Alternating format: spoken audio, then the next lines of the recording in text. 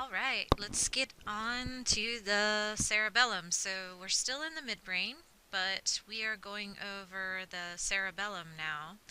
I think a lot of you will remember the cerebellum because it's such a large part of the brain. Um, for those of you that are 90s people, we have another thing that you might be able to relate to. Let's see.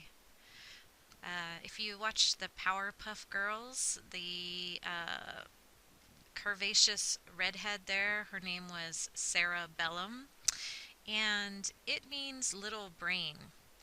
And so, what the cerebellum is involved in is we used to think it was mostly for balance and coordination, but we're also finding that it has a major role in learning. So, if you took Psych 1, you would have learned about classical conditioning and operant conditioning, and you would know that those are things that usually aren't consciously controlled after a while. Like when you see red and blue lights flashing in your rearview mirror, a lot of us immediately get like a fear response, but when we were little kids, we didn't have that response. We kind of thought that those red and blue lights in our rearview mirror were, oh, that's so cool, it's the police officer. But now we worry about getting pulled over, so it automatically triggers kind of a fear response. And anyway, that's the type of learning that they're talking about that's probably housed in the cerebellum. Remember implicit memory and explicit memory, maybe from your Psych 1. Um, when you type on the keyboard, you guys probably don't ever think about what letters you're pushing, and that's the type of learning that's down there in the cerebellum. It's kind of this automatic processing. But anyway, back to this balance and coordination. Let's see what fun we can have with this cerebellum.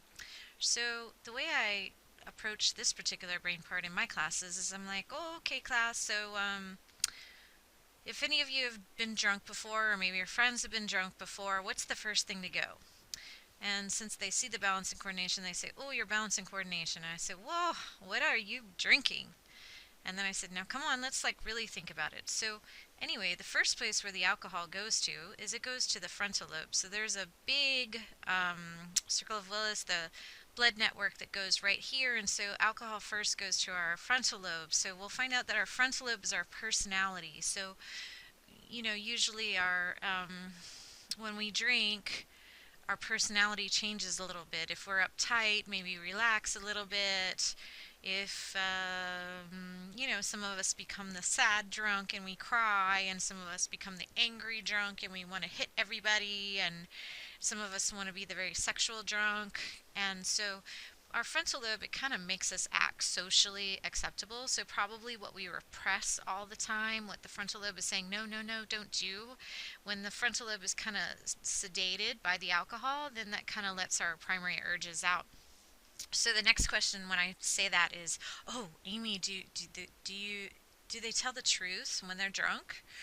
Well, here's my take on it. Many teachers may have other things to say. Um, they're telling you the truth at that moment in time. So the frontal lobe here is also our sense of time and our sense of judgment and our sense of reality. So when we kind of shut down the frontal lobe, we're just kind of unloosening this part that we're going to be learning about called the amygdala, which is our emotional responses and our survival and just living day to day. So when you think of animals, animals don't have as much of a frontal lobe as we do, and they kind of live more in the moment. Isn't it funny that alcohol is called spirit sometimes, and they say, oh, be spiritual, live in the now. And when you drink alcohol, you do kind of live in the now. You can remember the past, but you're just kind of not thinking about being socially acceptable. You're just in the now. I'm feeling what I'm feeling. So are they telling the truth when they're drunk? They're telling the truth at the moment. When they wake up and think about all these commitments that they have and other things that might be going on in their life, I'm not sure that they're going to have the same opinion as what they told you when they were drunk. So let's talk about that alcohol thing. So when the reason why I have the police officer here is because what sobriety tests are looking for, I don't know if a lot of police officers even know. They probably know, okay, you do this sobriety test, but what are you really testing for?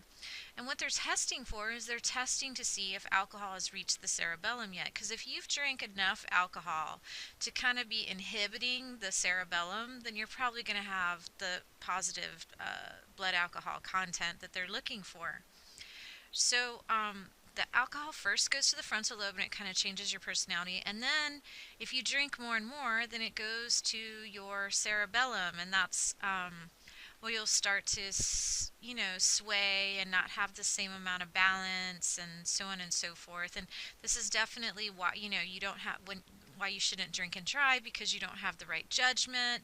Your timing is off. Your coordination is off. There's lots of problems with it. So, somebody who's drank for a long time, for many, many years, you might notice that they kind of have a different walk.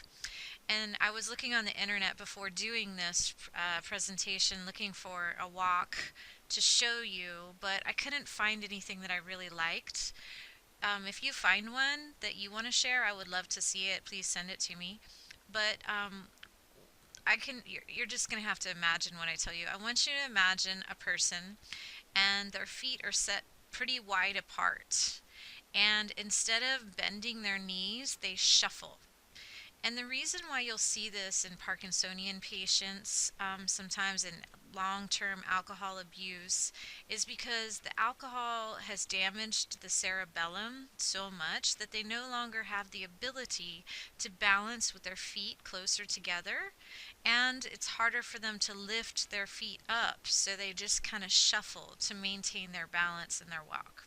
Okay, so now this next one, I don't preach too often, but I have to do a little bit of preaching here. I wanted to show you these statistics here. An average of 6 people die of alcohol poisoning each day in the United States. 76% of alcohol poisoning deaths are among adults ages 35 to 64. And about 76% of those who die from alcohol poisoning are men.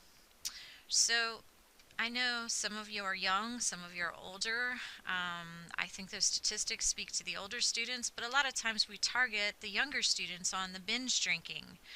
I should have some more statistics, but I think binge drinking is huge on college campuses. I don't have the number, but I'm sure you would agree with me that a lot of people think it's an issue.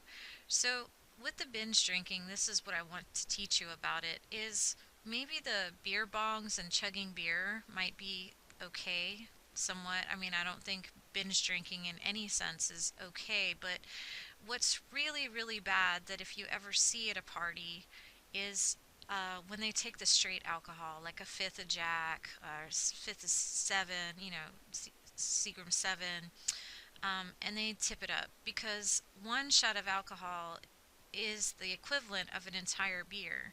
So when you tip straight alcohol up and they're drinking the straight alcohol really fast, let's talk about what happens after it goes to the cerebellum. So first it goes to the frontal lobe, then it goes to the cerebellum, and then guess where it goes? It goes to this pons.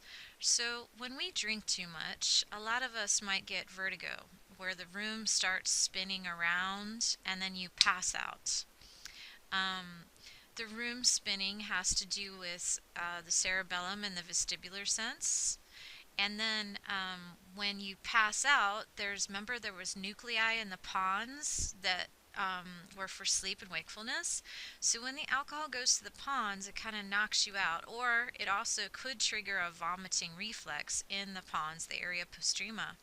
But in any case, this is what's saving your life. Because if you are passed out, you're not going to be drinking anymore. And if you are vomiting, I don't think you're going to be drinking anymore. But what if you turn it up really, really high and drink it so fast that by the time it would get to the pons, you drank so much that it's still coming through your system? Guess where it goes to next?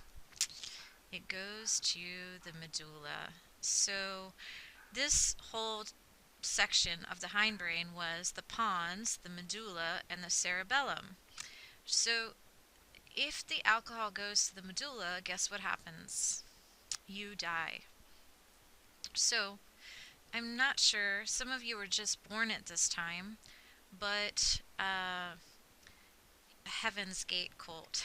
So it was this cult down, I think, about an hour from here, and they believed in this cult that they were very educated people, and they were mostly computer programmers, but they believed that there was a spaceship behind the Halley-Bopp comet, and they all committed suicide because they thought that their bodies were just vessels and that this spaceship was going to pick them up. But in any case, why am I bringing this up? Is if you look it up online, what they did was they simply put a lot of phenobarbital into their applesauce or pudding, and they ate that, and then they finished it off with a shot of vodka, and they put a plastic bag over their head, and they died. So when we are drinking and go to our we go back to this one. When we're drinking, our frontal lobe, our judgment is kind of shut down, and so we might take something. And a lot of alcohol related deaths are due to drinking too much alcohol too fast or mixing things with alcohol. So I really wanted to go over that. Is it's how dangerous it is to do the binge drinking with fifth of vodka or a fifth of any kind of alcohol, drinking it way too fast, because it would transverse down to the medulla eventually, and the person would lay down and they would never get up. Uh, and also mixing things, because when you mix downers, central nervous system depressants, with alcohol, they don't just add together like 3 plus 3 equals 6, they multiply. It's 3 times 3 equals 9. So these are all things that I want you to be aware of so that you really understand the brain chemistry. So when you see somebody doing something dangerous, life threatening, that you can step in and know the severity of what they're doing. Okay, so this is going to finish up the cerebellum, but I think I have one more interesting thing that I wanted to show you. Is here's there's autism spectrum disorders, and so it's a big blanket term of what it means to be autistic, but a lot of them don't have good social skills. Some of them may have a very incredible skill. They're called idiot savants, but they don't bond to people. They may have a fascination with water. They may rock themselves. But it seems to be this disorder that, happens to a lot of children. And an area where we found differences in autistic children and normal children is in the cerebellum.